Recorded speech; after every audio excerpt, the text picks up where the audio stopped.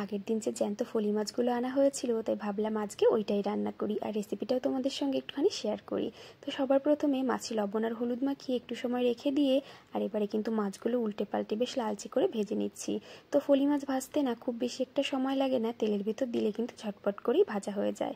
তো দেখো ঝটপট করে আমার সবকটা ফলি মাছ ভেজে নেওয়া হয়ে গেছে। আর এবার ওই তেলের ভিতর গোটা জিরে ফোড়ন দিয়ে দিলাম একটা পেঁয়াজ কুচি।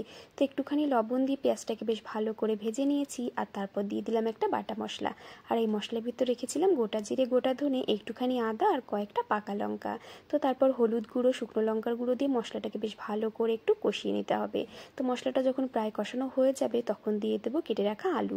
তোমরা চাইলে না আলুটাকে আগে থেকে একটু ভেজেও দিতে পারো, তো আমি আর ভেজে দিচ্ছি না, আমি এইভাবেই দিয়ে দিচ্ছি। তো একটা কেটে রাখা টমেটোও দিয়ে দিয়েছি। তারপর মশলাটাকে বেশ ভালো করে কষিয়ে নিয়ে দিয়ে দিলাম ঝোলের জন্য জল।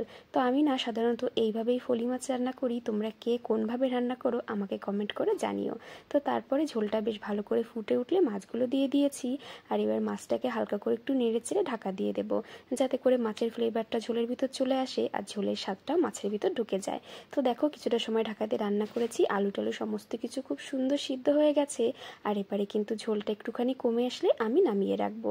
তো ঝোলটা অবশ্যই নিজেদের পছন্দ মতো রাখতে পারো, আমি একটু গা মাখা রেখেছি কারণ এটা আমরা দুপুরে যেহেতু ভাত দিয়ে খাবো, তাই এইটুকাই। তো ভিডিওটা কেমন লাগলো জানিও।